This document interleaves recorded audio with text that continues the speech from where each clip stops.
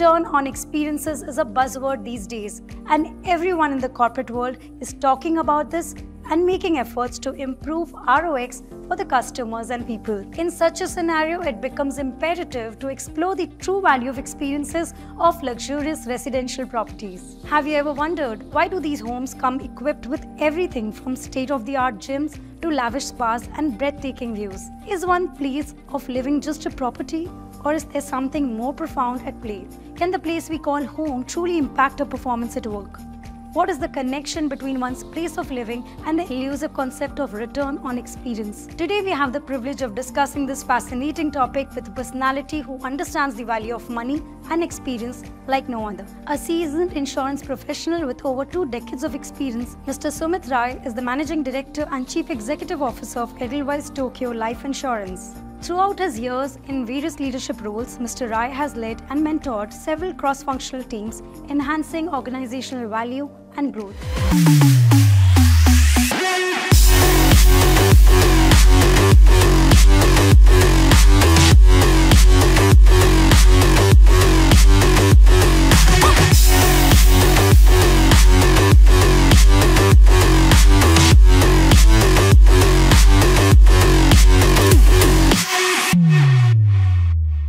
Thank you so much, sir, for making time for the show today.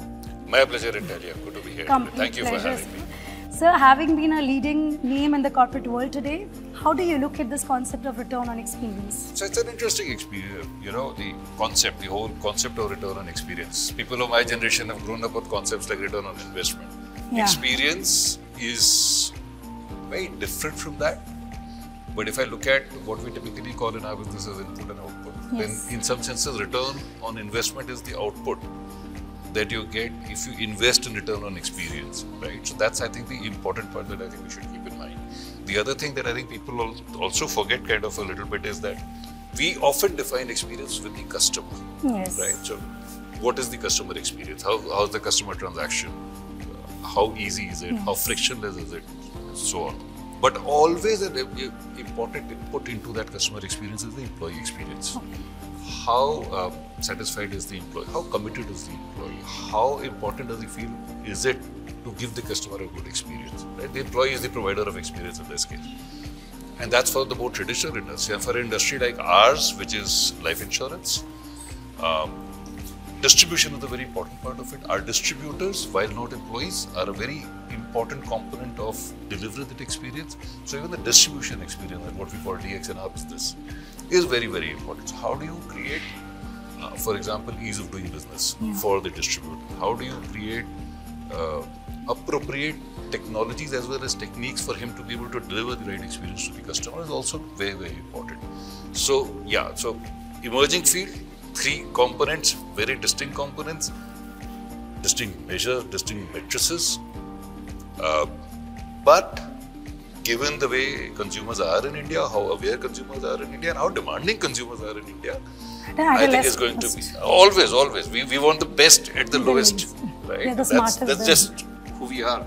So yeah, so I do believe that return on experience is something we're going to see become a lot bigger because it will drive things like profitability and return on investment in the future. You know how beautifully you explained return on investment was the focus, but it is dependent on return on experience as well, as you've quite explained. I want to know why this importance to ROX has come up now. Is it a buzzword now only, or it was picking up to come to this space where in business world it is important now?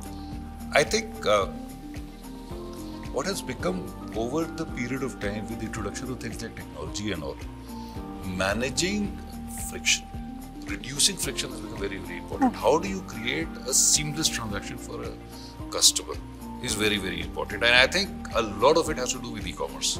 Because if you go and see what people like Amazon have done or Flipkart have done over so many years, is to try and reduce the friction in the journey at every stage. How can you do the most with the least amount of clicks is, let's say, how they describe it.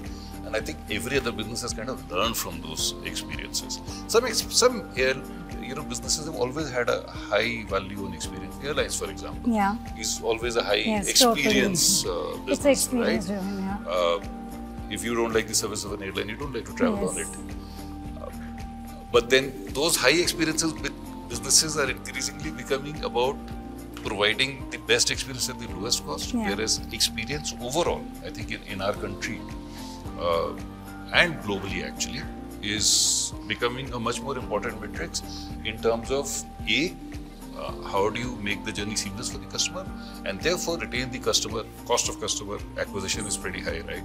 So getting a customer in is one part of the equation, but getting the customer to stay with you is what customer experience management will kind of, will provide to you. I always thought experience is very subjective, but now I can see how the subjective thing can be made objective through efforts. Everything which is subjective in life can be converted into matrices and measured, is my belief.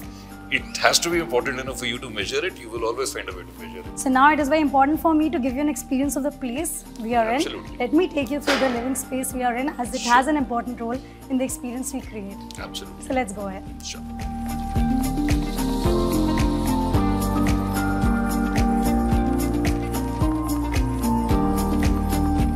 So living space has a very important role in life, where we spend most of our time.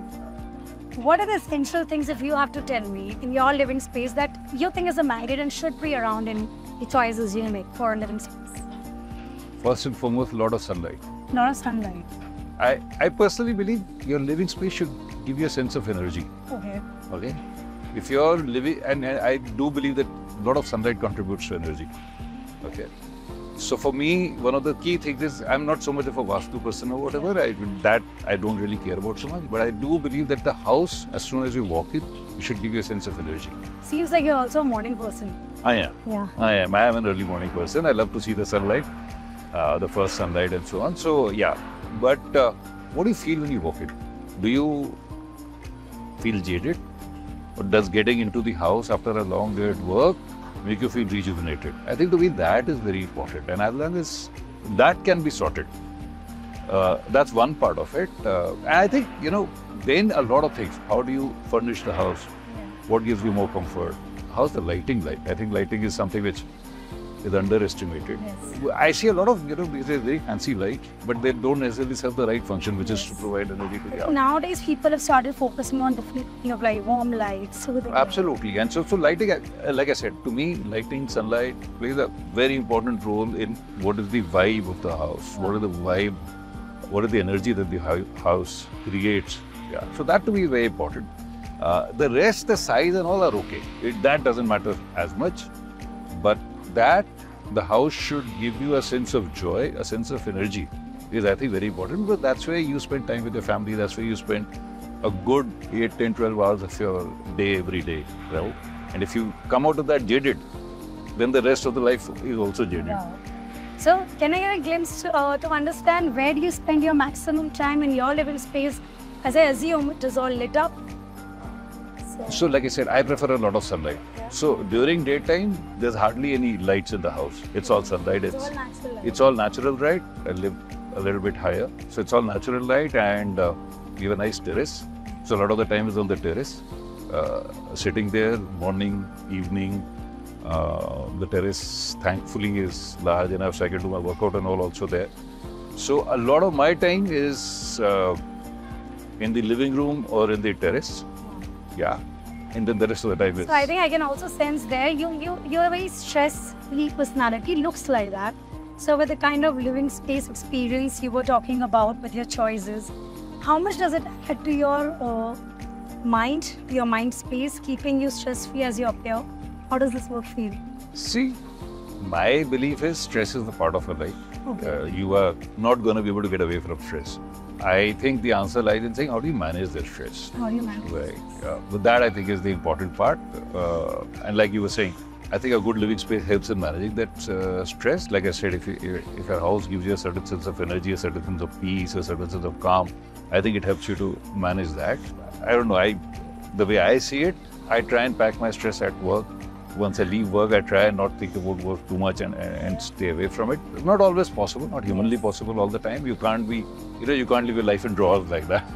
Yet, this is the work drawer and this is the life drawer. It doesn't really happen. Yeah, but you have to make an effort at it. I think over a period of time, if you practice, you can get a little bit better at it. Here I want to understand, being a corporate leader, the word leader comes in play. how can we understand managing stress in the way you're explaining? Because a leader's always on the front foot, taking the entire workforce ahead. So, like I said, I think to me, one of the cardinal principles is knowing what is it that I control and what I don't control. Okay. So you're very clear on your thoughts. I can take stress about what I control, right? Because I can make a difference to that. What I can't control, I try not to take too much stress about it. You have a let-go attitude towards it. Yeah, if it is not something that I'm able to influence or control beyond a point of time or beyond a point of effort, it's okay. It's better to let go and focus on the thing that you can control, at least get those that you can control in order. Hopefully the others will follow, is the way I look at it. But in order to manage your workforce, to get the real satisfaction, do you really have to work hard there, or this technique works good over there as well to get the best of them? Make sure I they think are stressful. with people it's very different. And very often I think managing stress at workplace becomes a lot about what I think are some superficial things, where yoga kara do, and you do all of these, do fun at work activity and all. But the HR activities they do. So there's nothing wrong with those. But I do believe that the core at work is always work. How do you create an environment in which people can do their work successfully and get the fulfillment out of their work? You know, if at the end of the day you feel you did a good day's work, you were able to do something today, you were able to contribute something today, I don't think anything gives anybody more joy. My fundamental belief in life is nobody wants to fail. Everybody wants to succeed, right? I haven't met anybody who wanted to fail, right? If people can succeed, then they feel happy. If people can succeed, then there's joy and there is lesser stress. So how do you enable people to succeed at your job? Whether it's through training, on job, and all of that is, I think, important. And if they're doing well at their work, I think the other things, the fun at work and everything here that we do at work, like I said, they're all important. That element then adds on to managing the stress better. But if you're not succeeding at your work, how can you be stress-free? No matter what, I can't go play cricket and become stress-free if I'm not doing well at work, right? So you're saying return on experience even at workplace for your workforce is not limited to only the activities that can be done to make them superficially feel stress-free, but a lot has to do with... My fundamental belief in life is teach people to do their job well. If they do their job well, they will experience joy out of it. And that joy does more to manage stress than anything else. Wow. So there's also a return of experience created. Absolutely. In the workforce. It's just not limited to the hard way that the corporate head has to take it out. Yeah. Thank you so much for taking us through that. Now I want to understand a little more on the insurance space and how you run the business to get that experience. Okay.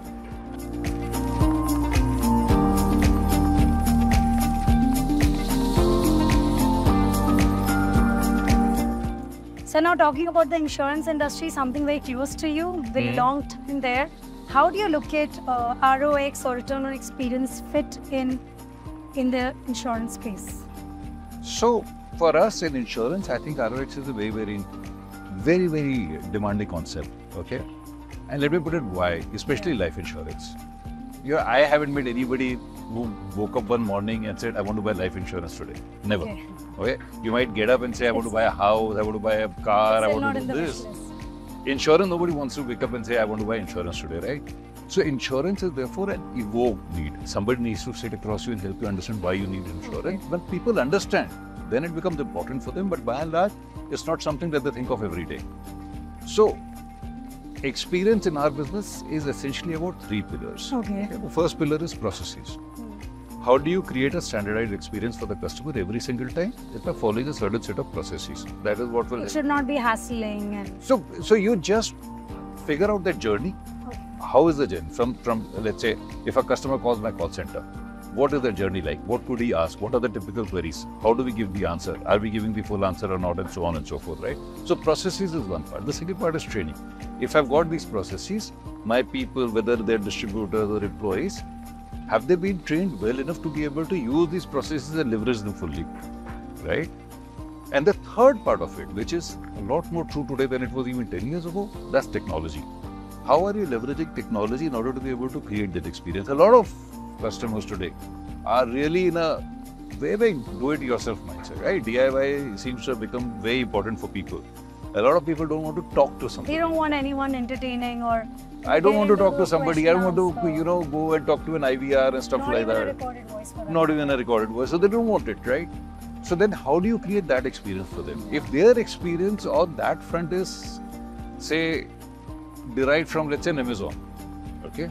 Then they're looking at something similar from us. No. That hasn't been our experience in the past. That's not something that we are very good at. The insurance industry has to match itself to the experience given. That's what I'm saying. That is not something that we've traditionally been good at. And so therefore, that's the journey that we are learning.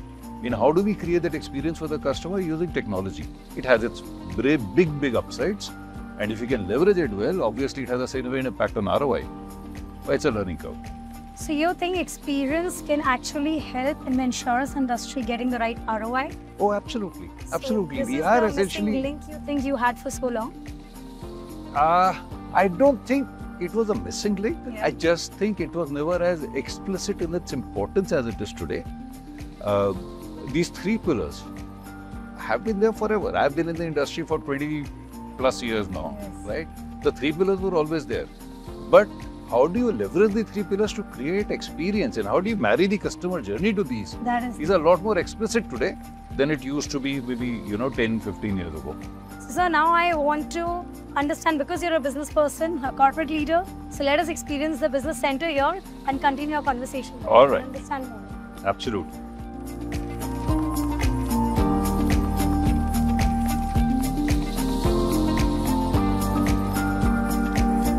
Now that we are sitting in the business center, let us talk some business stuff.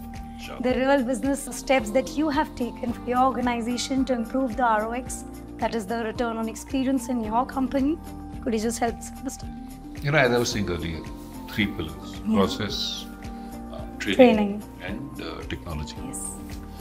Process and training is something that we've been working on for a very long period of time. It's part of what we've done since the inception of the company 10, 12 years ago. I think what we've done a lot of lately is around how do we improve the experience from a technology standpoint.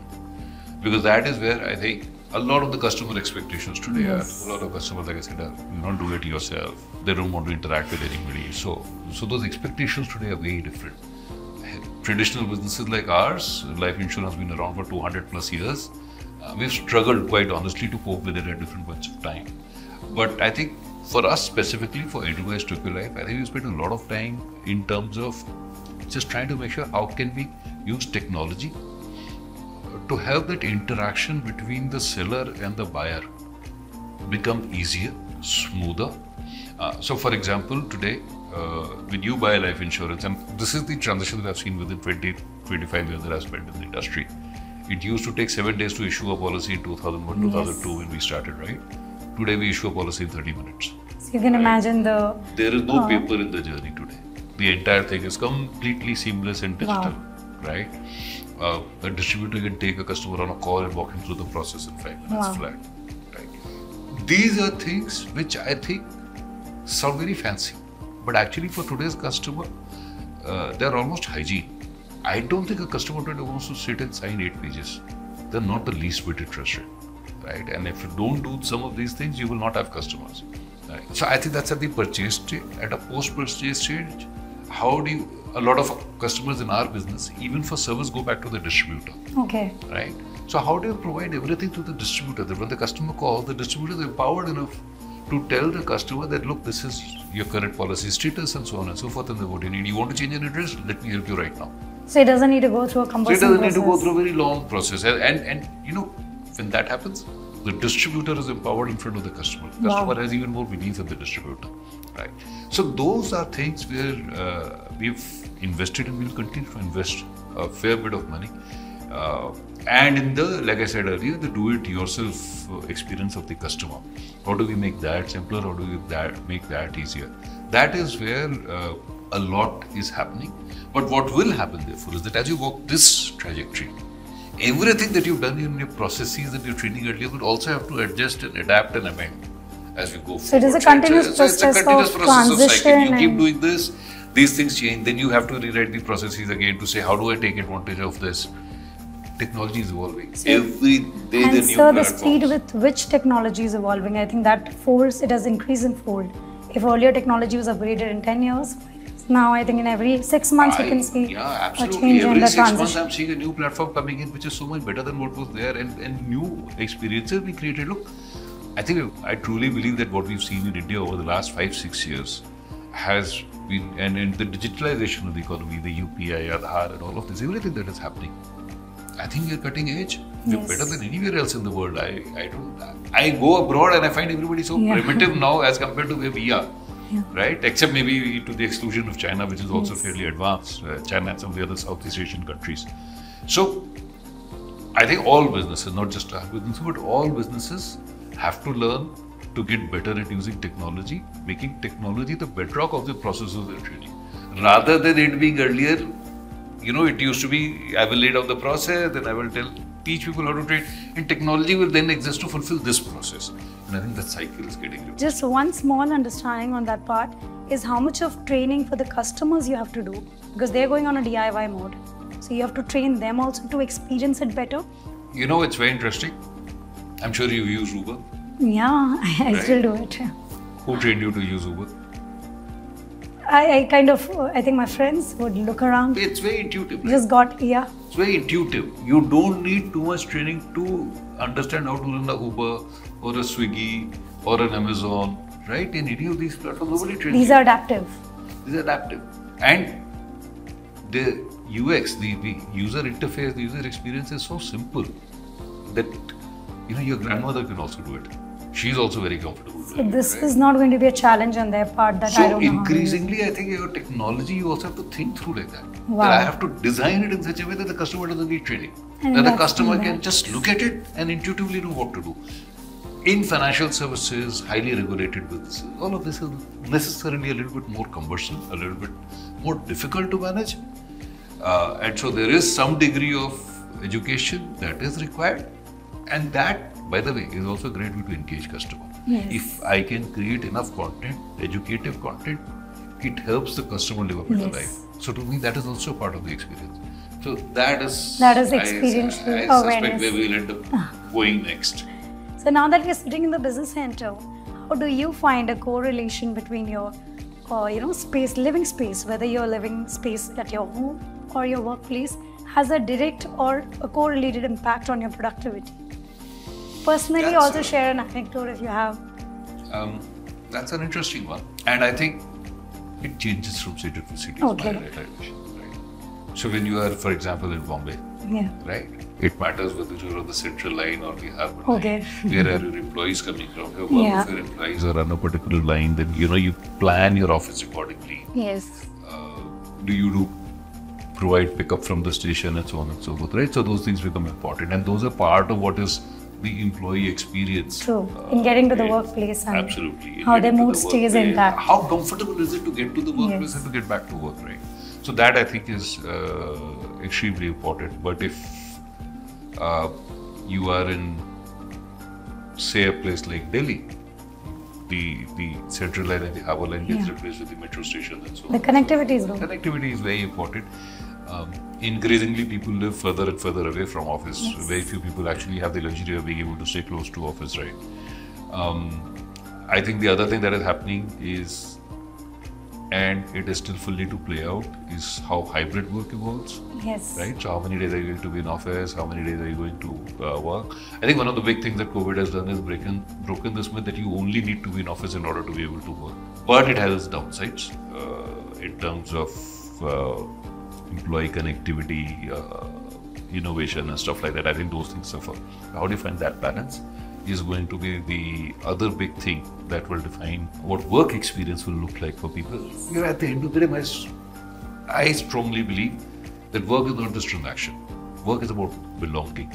You personally work best when you feel you belong to a place, where that place gives you that little bit of charge of saying.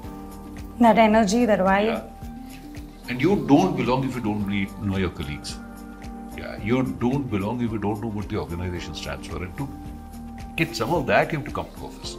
True. Culture is very hard to transmit over Teams or Zoom. Right? Culture is what you feel in interaction with people. Yes. So I think we are in a phase where we are evolving. I think we are discovering new rhythms of working. There's this entire battle about come to office 5 days a week and so on and so forth versus hybrid versus work from home. I think all of these will coexist, and different businesses, I think, will use them differently depending on their need. Because look, even pre-COVID, there were businesses which had no offices. There were businesses where people were spread across the world. 30 people business, each person in a different country, but all working together. So I think it depends on the nature of the business and how you do. All of that will be very interesting to watch. I think the next 5, 7, 10 years are going to be very interesting. But before I let you go, one last very personal question. How much of the living space has an impact on your mood, your productivity, your contribution to your work, even though you love your work? But does that really play with you even today? I do believe that your home's environment is very, very important. Yeah. Your home environment is what gives you the energy every day to then go at work and be super efficient and super energetic at work. So it starts from the living space at home and then... I think it's all a continuum. I don't think you can define between... You cannot combat it. This is house and this is work and all. Great work happens and all of this is a continuum and you're just moving seamlessly from one to the other. Thank you so much, Mr. Rai. It was not just insightful, enriching, but very inspiring. I have been inspired through the conversation with you. Your aura personality is the living space for me right now. So thank you for extending that to me. And thank you so much for your time. Thank you so much. It's a pleasure. Thank you for having me. Thank you so much for making this show.